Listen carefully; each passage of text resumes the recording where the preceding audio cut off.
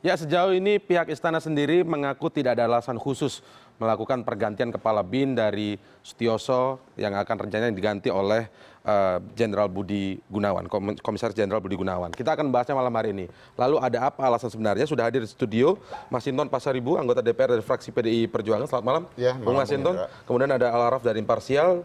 Selamat malam, Selamat malam, Al Araf. Mas. Dan juga Bung Rey Rangkuti dari Lingkar Madani. Selamat malam, Selamat malam, Bung Rey. Baik, saya akan mulai dari Bung Al Araf sendiri melihat apa yang Anda lihat dari rencana pergantian kepala BIN ini oleh Presiden. Gini, pertama pergantian kepala BIN itu sepenuhnya adalah otoritas Presiden. Ya, benar. Artinya ada alasan atau tidak, itu Ya. sepenuhnya di tangan Presiden.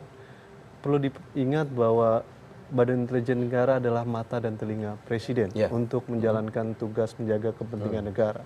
Oleh karenanya, Presiden sangat memahami apakah kinerjanya tersebut efektif atau tidak, sehingga kemudian dibutuhkan penyegaran dalam proses pergantian kepala BIN. Dalam konteks itu, lagi-lagi saya ingin mengatakan bahwa pergantian ini sepenuhnya ada di tangan di Presiden, dan tidak ada aturan yang dilanggar dalam konteks itu. Yang kedua adalah proses agenda reformasi intelijen sejak Undang-Undang Intelijen Nomor 17 Tahun 2011 dibuat, itu salah satunya adalah bagaimana memastikan Badan Intelijen Negara dapat menjadi satu lembaga intelijen sipil di suatu saat nanti. Kenapa demikian? Karena di Indonesia tata kelola manajemen intelijen itu sangat amat kompleks dan rumit. Gitu. Ya. Di satu sisi militer memiliki badan intelijen namanya Badan Intelijen Strategis, BAIS. Di sisi lain militer juga terlibat di dalam Badan Intelijen Negara yang sebagiannya adalah anggota militer kombinasi dengan agen-agen intelijen sipil yang mendapat pendidikan dari STIN. Ya. Nah, seringkali agen-agen intelijen yang lulusan Sekolah Tinggi Intelijen Negara yang mereka sipil itu tidak bisa mendapatkan ruang untuk dalam promosi karena kemudian harus kalah dengan mereka yang berasal dari Kelompok militer. Nah, atas dasar itu ketika Undang-Undang Intelijen Nomor 17 2011 dibuat adalah ke depan suatu saat Badan Intelijen Negara harus menuju ke arah lembaga intelijen sipil. Dalam bahasa sering disebut dengan proses sivilisasi intelijen. Di banyak negara demokratis juga Badan Intelijen Negara dibagi menjadi dua. Kalau intelijen militer fungsinya untuk pertahanan, Badan Intelijen Negara untuk fungsinya untuk menjaga deteksi dini dalam konteks keamanan nasional. Yang Anda lihat sekarang Dalam di konteks tubuh itu, BIN kepentingan pergantian kepala BIN tentu pertama-tama ditempatkan adalah bagaimana menempatkan posisi kepala BIN yang berasal dari sipil. Itu menjadi sesuatu yang penting untuk membangun, meneruskan cita-cita proses pembentukan Undang-Undang Intelijen itu sendiri dalam konteks reformasi intelijen. Nah, siapapun yang menduduki kepala BIN sepanjang dia berasal dari sipil, tentu itu diharapkan dapat membawa proses agenda reformasi intelijen menuju proses sivilisasi intelijen bergerak dengan baik, sehingga agen-agen intelijen di bawah yang sudah bekerja sekian tahun gitu ya, susah payah, dihitung sebagai aset penting untuk mendapatkan reward and punishment dengan baik. Nah, ini yang perlu dibangun dalam lembaga intelijen negara itu. Tapi memang yang ada sekarang dalam tubuh Badan Intelijen Negara itu Anda melihat mereka yang berasal dari kelompok sipil ini memang tidak mendapatkan kesempatan yang atau tidak terlalu dianggap sebagai aset yang penting gitu. Ya, saya Karena melihat kalah dengan faksi militernya. sebagian masih belum dianggap sebagai aset yang penting karena kalau kita lihat secara komposisi di tubuh Badan Intelijen Negara itu masih pimpinan-pimpinan deputi dan wakilnya itu masih diisi oleh mereka militer gitu. Nah, tetapi bukan berarti militer tidak boleh menduduki jabatan di Badan Intelijen Negara. Namun ke depan lembaga intelijen negara harus bebas dari unsur-unsur militer gitu. Karena badan militer harusnya duduk di dalam Badan Intelijen Sudah ada BAIS gitu ya. Tapi ini kan proses transisi yang sedang berjalan sekarang dalam ini Badan dilakukan Intelijen oleh Negara. Presiden Jokowi merupakan penyegaran yang menuju ke transisi itu. Menuju proses reformasi intelijen itu. Suatu saat kalau misalkan ada agen intelijen militer ingin duduk di Badan Intelijen Negara, maka dia harus nonaktif dari militer, lalu masuk ke dalam Badan Intelijen Negara. Itu juga yang dipraktikkan di beberapa negara, seperti CIA dan lain sebagainya. Tetapi bukan berarti Badan Intelijen Negara tidak terkoordinasi dengan BAIS. Suatu saat membutuhkan upaya-upaya untuk deteksi dalam ancaman eksternal untuk fungsi pertahanan, dia bisa berkoordinasi dan meminta bantuan intelijen militer untuk terlibat dalam upaya-upaya menangkal tersebut. Nah, jadi ini menurut Anda sebuah penyegaran justru. Sebuah penyegaran dalam kerangka reformasi intelijen untuk membangun proses Tidak sivilisasi didominasi militer intelijen. begitu ya. Oke, sekarang saya akan lihat perspektif dari Bung Rey Rangkuti. Anda sendiri melihat apa yang menjadi atau adakah Anda melihat di luar soal penyegaran ya, adakah Anda melihat ini sisi urgensi pergantian Sutioso yang menjabat belum atau kurang dari 2 tahun ini? Kalau memang benar nanti akan jadi digantikan dan memang sebenarnya suratnya sudah ke DPR begitu ya, maka akan menjadi pejabat kepala BIN tercepat atau terpendek gitu? Ya. Ya, pertama tadi sudah disebutkan bahwa tidak ada ukuran yang pasti karena sebagai satu-satunya pengguna dalam hal ini adalah presiden. Memang dia yang paling tahu sebetulnya apakah perlu melakukan penyegaran di tubuh intelijen atau tidak gitu. Nah, cuman kalau dilihat secara umum ya, gejala pergantian BIN ini kan dimulai atas desakan yang bernuansa politik gitu loh. Terhadap daripada membutuhkan semacam alasan-alasan yang bersifat objektif gitu lah ya. Iya. Jadi misalnya dimulai dari ini, dimulai dari itu. Apa di, saja di maksudnya? DPR misalnya yang paling kencang menginginkan supaya terjadi proses perubahan ini atau pergantian ini adalah fraksi PDI Perjuangan dan seterusnya, dan seterusnya itu gitu. Bahkan ketika terjadi proses pergantian Kapolri misalnya dari Badrodin ke Tito, kita juga sudah mendengar isu bahwa BG akan ke BIN dan sebagainya dan seterusnya itu gitu. Jadi kalau dilihat secara itu ya kronologis seperti itu terlihat memang suasana atas desakan politiknya jauh lebih kuat daripada mungkin alasan-alasan objektif. Alasan-alasan objektif yang tadi digambarkan gitu ya. Faktanya kemudian juga pemerintah ketika menyerahkan surat ini kepada DPR kan tidak juga menyebutkan alasan-alasan yang dimaksud ya.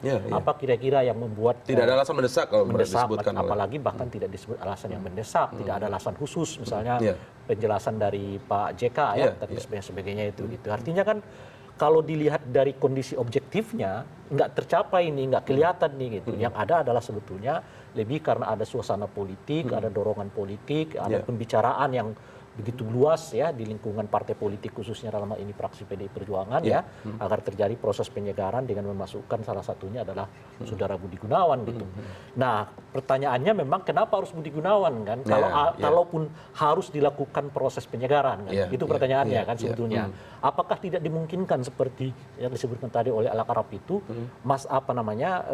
pimpinan BIN ini dari sipil gitu. Padahal kan sebetulnya dengan posisi yang seperti sekarang Pak Jokowi semestinya masuk ke wilayah itu kan. Nah itu pertanyaannya. Nah ini semua menurut saya menyangkut soal apa sih tantangan BIN kita di masa mendatang.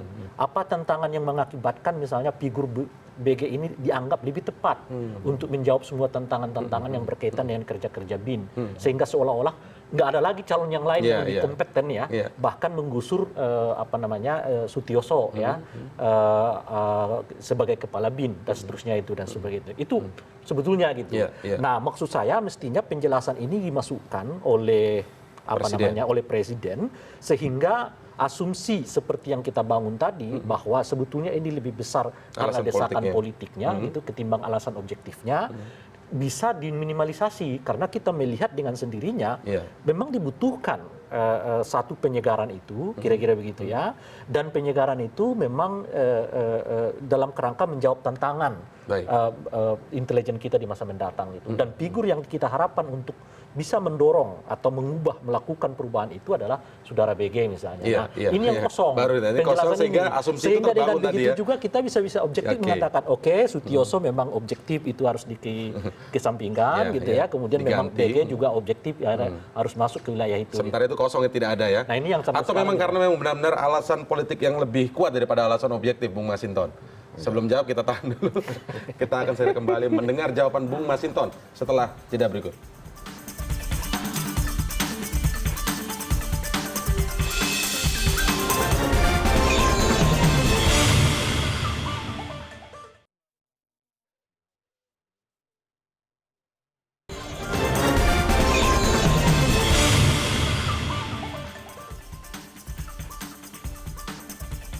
Ya, rencana pergantian kepala BIN ini tadi diuraikan atau dijelaskan oleh Bung Al-Araf sejumlah alasan objektif sebuah penyegaran menuju intelijen sipil. Ini sangat menarik. Tapi kemudian ketika masuk konteks nama Komjen Budi Gunawan yang akan menggantikan Sutioso, menurut analisis dari Bung Ray Rangkuti bahwa alasan desakan politiknya lebih kuat daripada alasan objektifnya. Oke, sekarang kita minta klarifikasi, Bung Masinton. Lebih kuat memang ya sebenarnya ya. Ya, jadi kalau yang dipesankan atau ini rahasia umum aja tadi itu memang fungsi ada reformasi intelijen kita segala macam ya. Nah itu.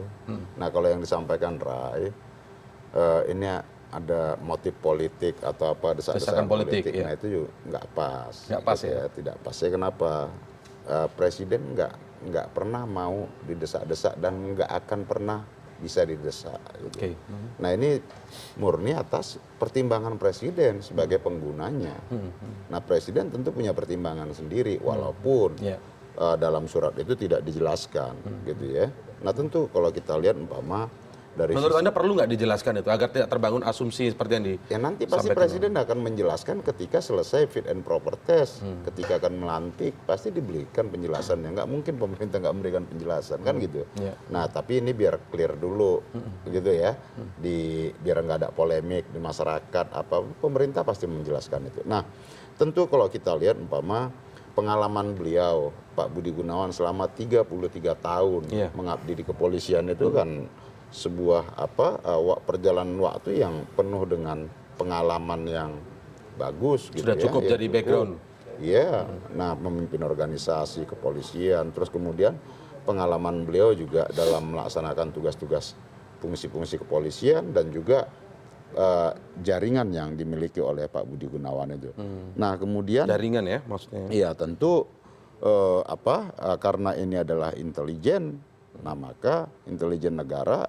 Nah, beliau pasti sudah tahu apa yang bakal dia lakukan sesuai dengan fungsinya kan gitu ya. Bagaimana mengkoordinasikan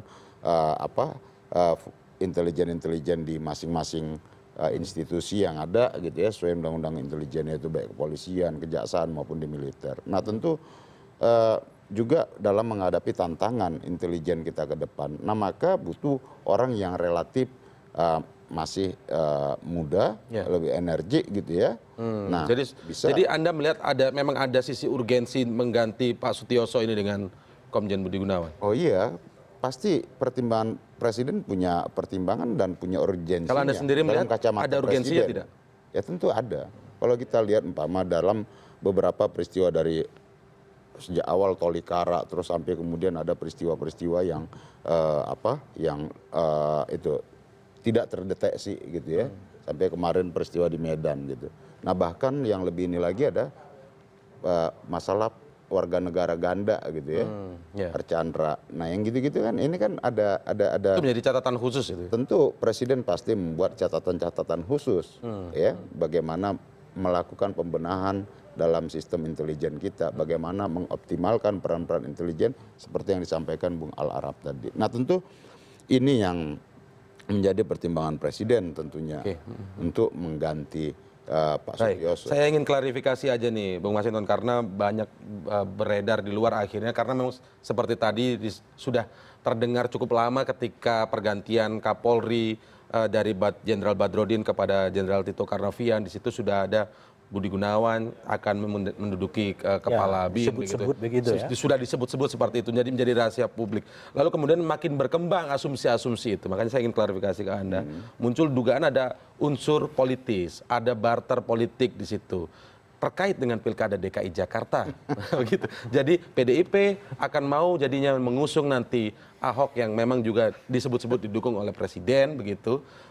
Asalkan presiden mengganti kepala BIN dengan Komjen Budi Gunawan yang dinilai memiliki kedekatan dengan PDI Perjuangan.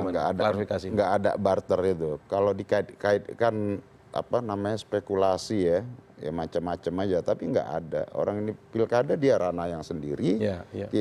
Ada mekanisme kepartaian dalam pengambilan keputusan ini. Nah ini ranah sendiri lagi ininya BIN, ya ranahnya eksekutif, pemerintah, presiden dalam hal ini. Nah jadi kalau dikaitkan dengan pilkada nggak ada. Nah barter-barteran tidak ada. Nah yang ini kan gini, ketika Pak Budi Gunawan selalu dibegitukan kan, dikait-kaitkan dengan PDI Perjuangan. Padahal tidak sama sekali ya. Pak Budi Gunawan kan bukan kader PDI Perjuangan, beliau polisi, sampai sekarang masih aktif ya. Wakapolri, polisi aktif gitu. Orang mengkaitkan kemudian kedekatan ketika Pak Budi Gunawan pernah menjadi ajudan Presiden kelima Ibu Megawati. Selalu dikaitkan itu. Nah tentu bagi kami kami ya senang-senang saja ya, tapi kami katakan bahwa tidak ada kaitan itu.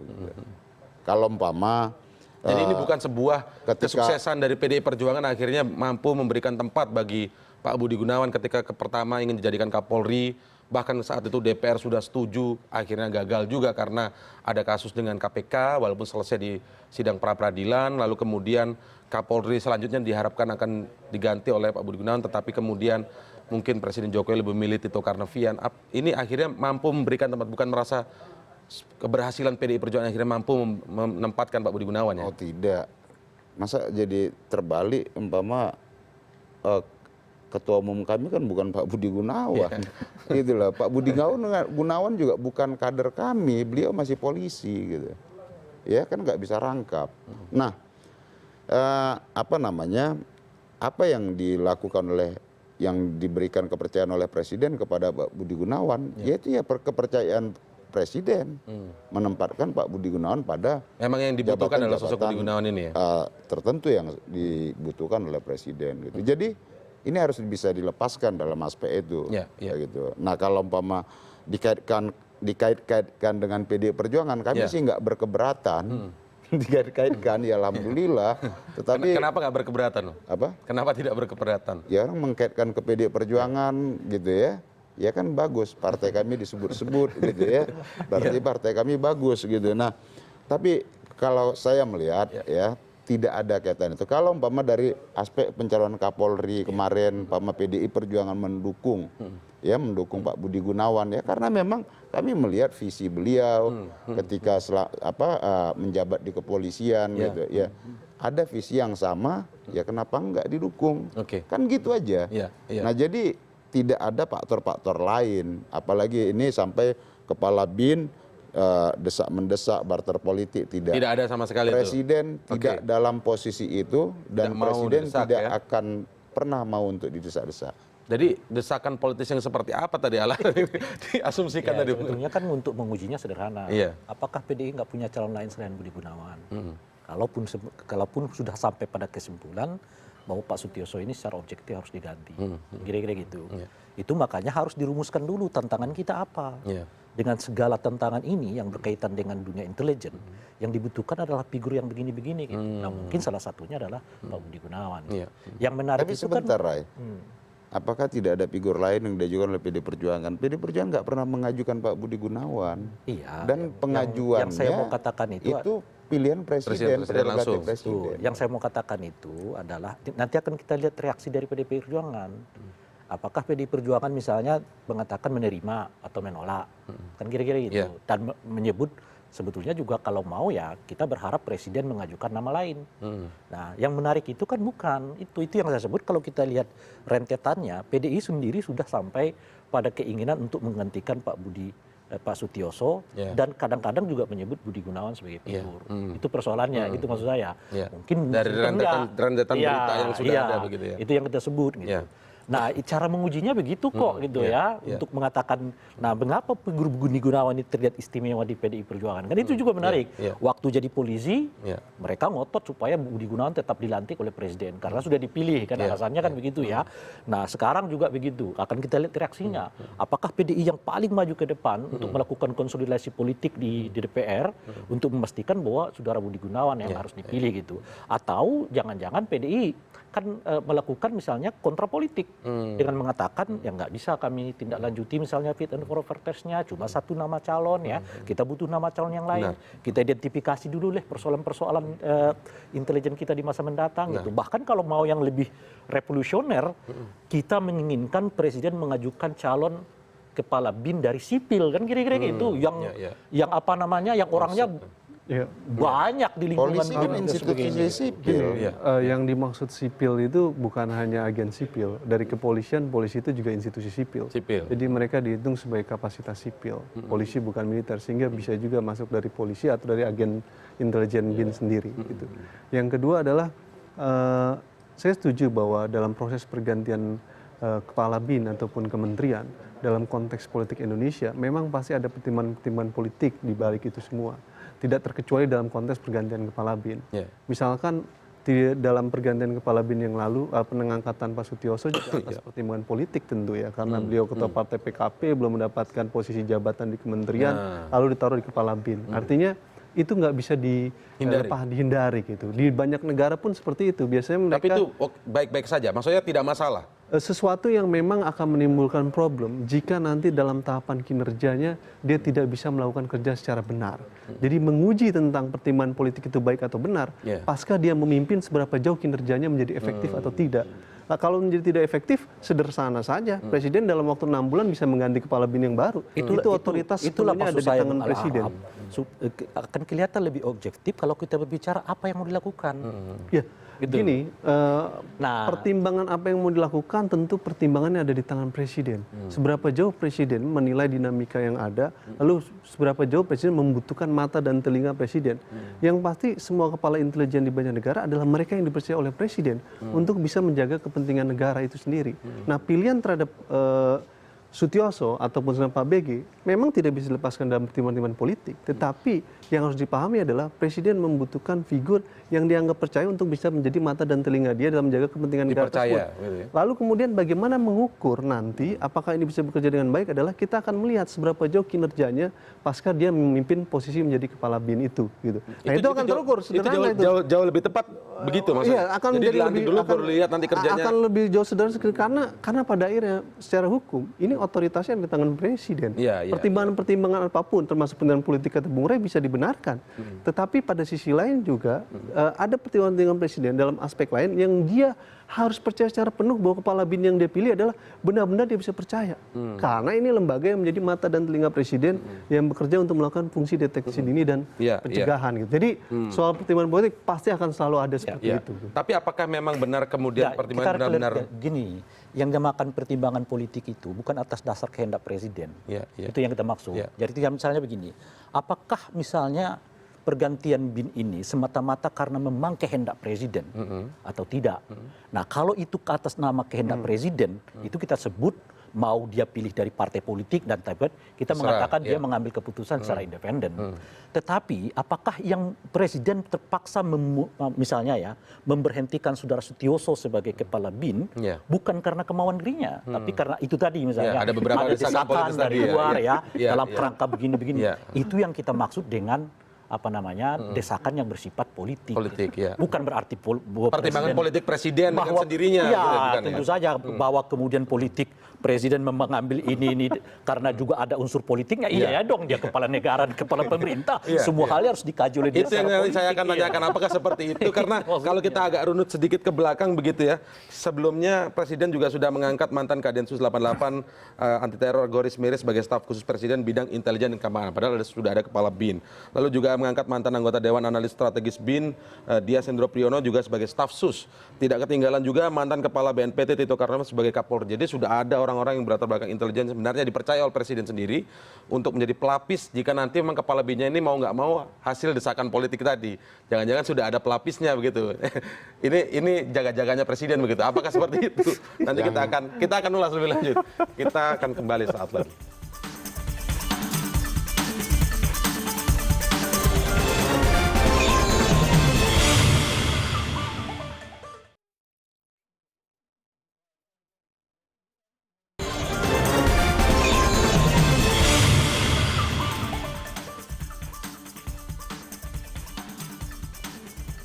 Ya, di informasi sebelumnya ketika diskusi atau dialog ini sebelum dimulai tadi ada paket pengantar atau berita pengantar yang menyebutkan bahwa jangan sampai posisi kepala BIN ini hanya menjadi posisi hadiah kepada seorang yang telah berbaik budi begitu.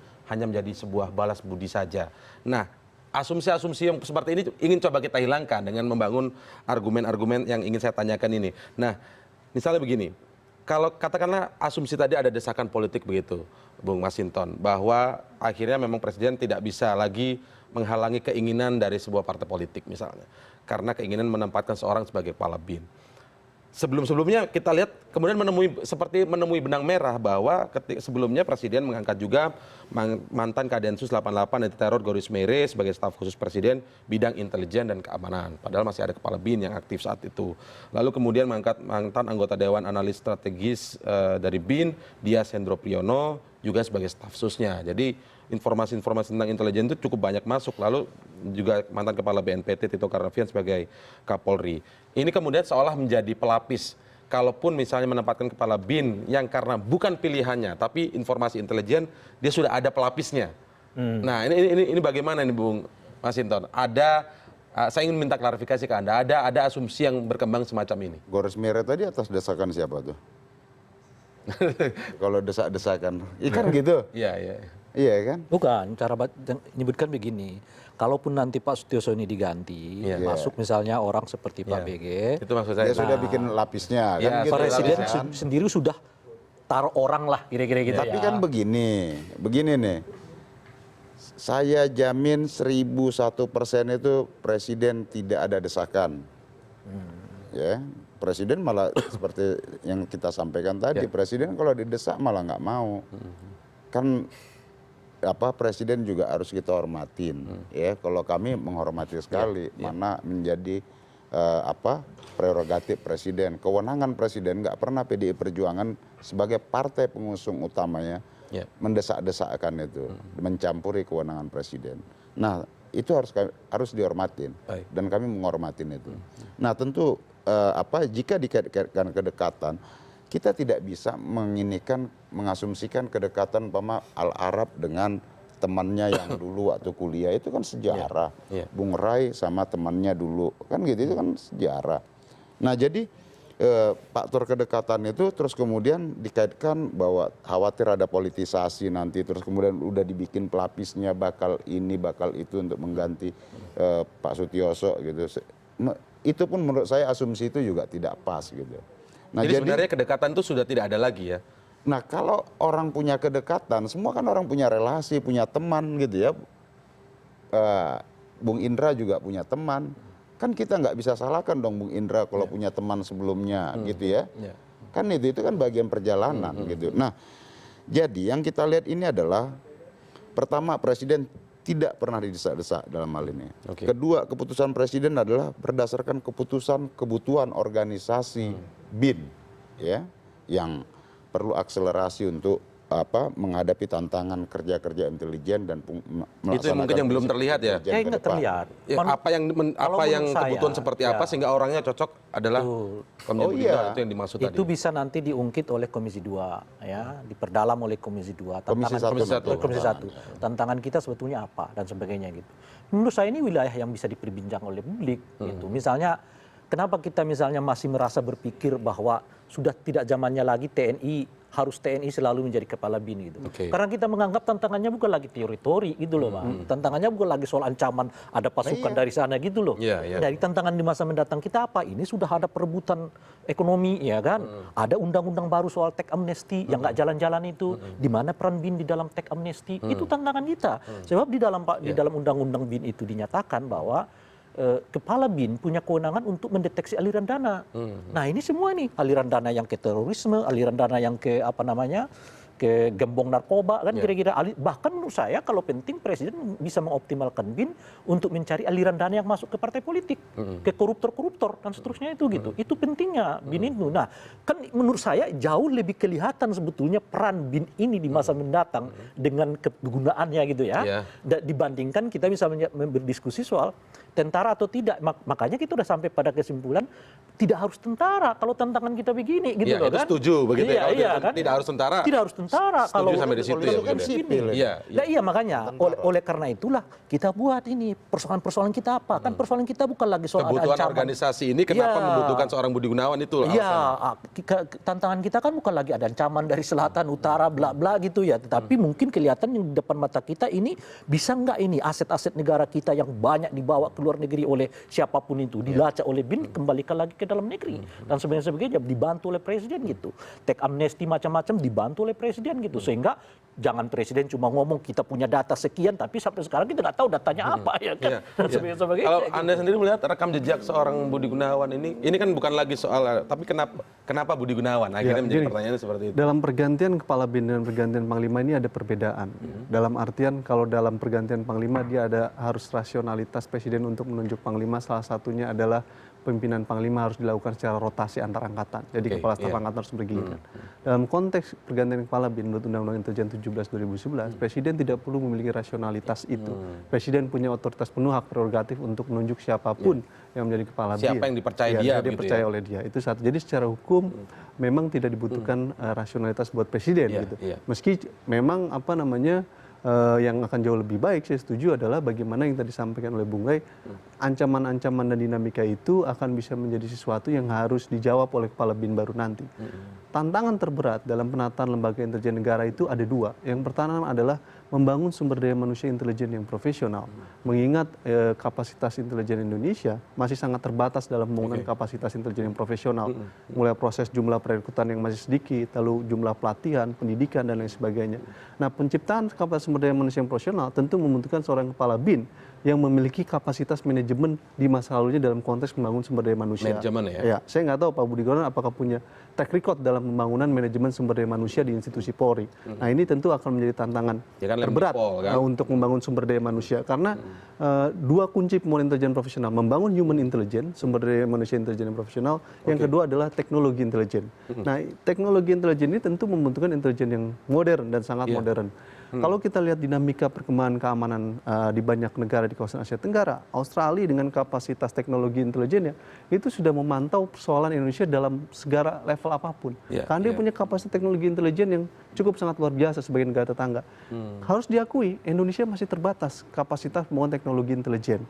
Nah, oleh karena itu, konsekuensi berikutnya adalah kalau ingin membangun human intelligence plus modernisasi teknologi di level intelijen harus didukung dengan kapasitas anggaran yang cukup kuat untuk menghadapi berbagai macam kompleksitas ancaman dari ancaman tradisional sampai ancaman non tradisional. Tetapi memang harus dipahami jangan sampai kemudian tugas fungsi intelijen Badan Intelijen Negara juga terlalu berlebihan. Misalkan juga ikut masuk dalam ranah-ranah penegakan hukum, nangkepin ini, nangkepin itu biarkan dalam domain aparat penegakan hukum. Kalau misalkan ada indikasi orang ini terlibat dalam korupsi besar di masa lalu ataupun diserahkan kepada presiden, kasih penegak hukum untuk menangkap proses tersebut ataupun dalam kasus-kasus lainnya. Nah, ini juga harus diingat bahwa fungsi intelijen itu aspeknya bukan dalam aspek penindakan atau penegakan hukum, dia hanya aspek pencegahan, pengumpulan informasi, mengolah informasi, menganalisis informasi, memberikan informasi kepada presiden, lalu presiden menunjuk kapasitas mana dari aparat penegak keamanan yang bisa digunakan untuk mengantisipasi itu. Karena ada kecenderungan misalkan seperti di masa lalu ketika dalam konteks pembahasan RUU terorisme, intelijen ingin punya kewenangan menangkap. Itu berlebihan, masuk dalam ranah penegakan hukum. Jadi tetap dalam koridor Undang-Undang Intelijen 17/2011 bahwa fungsi-fungsi intelijen dalam aspek. Jadi intinya kepala BIN ini harus menjadi mata dan telinga bagi presiden. Tapi bisa tidak double juga menjadi mata dan telinga pihak lain misalnya. Ya kalau dalam hal ini mata dan telinga presiden dalam menjaga keamanan negara dan kepentingan negara, nggak boleh menjadi mata dan telinga presiden untuk kepentingan politik. Ya, untuk kepentingan politik. Karena kan terkait sumber informasi ini kan juga terkait dengan politik. Tugasnya nanti Komisi 1 DPR. Normanya itu tadi bahwa BIN ini hanya bekerja untuk kepentingan presiden. Kira-kira gitu. Selesai di situ. Itu norma. Tapi apakah mungkin presiden bisa menjaga bahwa kepala BIN ini semata-mata tunduk pada dia? Nah, itu dia yang menjadi pertanyaan. Nah, itulah makanya dibuat skenarionya. Memilih kepala BIN itu hak prerogatif presiden. Nggak boleh diintervensi oleh siapapun. Nggak boleh didesak-desak oleh siapapun gitu. Nah, oleh karena itulah memang sejak dari awal harus diingatkan kepada presiden, pilihlah BIN yang tidak terkait dengan partai apapun, kan kira-kira gitu ya. Betul-betul kesetiaannya hanya padamu, nggak punya kesetiaan ganda. Tidak terkait dengan partai apapun ini dalam arti tentu saja bukan anggota kan. Kan kalau terkait dengan partai apapun itu kan tidak harus ditunjukkan melalui dia punya KTA anggota bla bla gitu. Bahwa ada partai politik yang ngotot harus dia, ya itu kan terjadi pertanyaan khususnya bagi presiden. Ini partai kok ngotot banget nih sama kita, kan kira-kira gitu ya. Dan seterusnya gitu. Kan kalau soal itu kan soal jalinan gitu. Itu maksud saya. Nah, supaya jauh lebih objektif untuk menilainya, kita bicara agendanya. Nah, gitu. Dengan lebih objektif ya. Kalau kita bicara agenda, ini loh tantangan-tantangan kita di masa mendatang. Selain dua tadi disebutkan, kalau menurut saya sih yang dua itu otomatis dengan sendirinya gitu ya. Harus ada perbaikan manajemen nih, harus ada perbaikan alat kelengkapan untuk kinerja itu harus terjadi setiap waktu gitu. Tapi tantangan kita yang bersifat mikronya apa, yang bersifat kasuistisnya apa, yang bersifat pendeknya selama 5 tahun dia di jabatnya apa. Nah itu yang harus dicocokkan dengan orang. Dengan pertanyaan itulah kita mau mengatakan apakah BG sebagai orang yang tepat. Kan kira-kira gitu untuk tantangan-tantangan ini dan sebagainya gitu. Bahwa BIN jangan lagi lah melulu dikomandoi oleh TNI, kita udah setuju gitu. Karena sisi itu setuju ya. Setuju karena kita inginnya ini memang haruslah terjadi proses sivilisasi. Kenapa saya mengatakan Polri ini belum sepenuhnya menunjukkan watak sipilnya, kan kira-kira gitu. Kan faktanya di lapangan begitu. Kan kira-kira gitu. Yang saya seringkali saya mau mengatakan begini, polisi ini kalau berhadapan dengan TNI dia bilang dia sipil gitu loh. Tapi kalau berhadapan dengan kita rakyat dia bilang dia TNI. Kan repot gitu loh kira-kira. Jadi jenis kelaminnya secara faktual, bukan teoritik ya. Kalau teoritik itu kan udah jelas kita tadi kan. Secara faktual itu masih begitu gitu. Nah, oleh karena itu kita coba sekali-kali dalam pengertian itu. Nah, saya sih berharap ada nama lain yang katakanlah nama yang tidak terkait dengan polisi TNI gitu ya misalnya yang disodorkan oleh presiden di DPR diuji saja. Intinya yang dipercaya presiden lah begitu. Iya. Maksud saya bukan hanya dipercaya tapi dalam konteks maju ya supaya institusi BIN ini tidak melulu harus dilihat sebagai wilayah TNI kira-kira gitu loh ya. Nah, dalam konteks ini maju misalnya makanya saya sih berharap mungkin BG dicalonkan tapi juga ada calon yang lain gitu. Sehingga itulah yang dites oleh Komisi 1 kedua-duanya yang paling mungkin di antara dua nama ini untuk menjawab tantangan persoalan keamanan nasional kita secara umum dalam waktu 5 tahun ke depan gitu. 2,5 tahun ke depan. Baik, Bung Masinton terakhir, tapi PDIP setuju lah ya atau sepakat lah bahwa kepala BIN ini hanya boleh menjadi mata dan telinga bagi presiden, tidak boleh pihak lain sama sekali ya. Oh iya pasti itu, pasti karena ini yang diusulkan oleh presiden karena presiden ini adalah dari partai kami, ya tentu kami sebagai partai pengusung utama presiden wajib mendukung. Nah jadi yang diusulkan oleh Pak Presiden tentulah kami dukung karena kami anggap pilihan presiden itu adalah pilihan yang terbaik untuk membantu kerja-kerja beliau dalam mengatasi persoalan bangsa ini. Tentu nanti Komisi 1 yang dari fraksi PDI Perjuangan pun nanti akan didorong agar mengklarifikasi bahwa BG ini tidak akan menjadi kepentingan dari partai politik manapun begitu ya. Oh iya kami pastikan itu Pak Budi Gunawan itu pasti loyalitasnya kepada presiden, ya loyalitasnya kepada negara. Bukan kepada yang lain atau kepada partai-partai gitu loh. Jadi kami juga akan mendorong sisi kenapa profesionalitas dari Pak Budi Gunawan ini memang dibutuhkan dalam konteks mengoptimalkan peran-peran fungsi intelijen ke depan dengan pengalaman beliau selama 30 tahun lebih di dalam institusi kepolisian itu. Ini nanti di Komisi 1 itu ada namanya Komite Khusus Intelijen, Bung Indra. Menurut Undang-Undang Intelijen 17/2011, fokusnya adalah mengawasi kinerja intelijen secara khusus. Dan mereka orang-orang yang memang seharusnya sangat intensif untuk memastikan Badan Intelijen Negara tidak digeret dalam ranah politik, tapi tetap dalam menjaga fungsi keamanan nasional. Jadi untuk memastikan proses akuntabilitas tadi, tentu Komisi 1 tugas Komite Intelijen di dalam Komisi 1 menjadi sangat penting gitu ya. Tapi yang kedua juga di sisi Komite Intelijen ini terdiri dari orang-orang partai politik juga? Anggota DPR, tetapi yang secara khusus dibentuk dan dipilih dengan kewenangan-kewenangan yang sangat khusus untuk memastikan proses itu tidak. Tapi tetap saja kan pasti ada unsur-unsur pengawasan. Memang fungsi pengawasan namanya bermanfaat, tapi itu paling tidak juga yang dipraktikkan di banyak negara. Seperti Amerika Serikat punya Kongres Amerika Serikat dibentuk, mereka juga berasal dari partai yang khusus untuk mengawasi Komite Intelijen tadi, untuk mengawasi fungsi intelijen supaya tidak dipolitisasi. Yang kedua, saya rasa dengan adanya proses pengangkatan Pak BG menjadi calon kepala BIN, di sisi lain ini akan memberikan secara tidak langsung memberikan proses reorganisasi dan regenerasi yang baik di dalam tubuh Polri.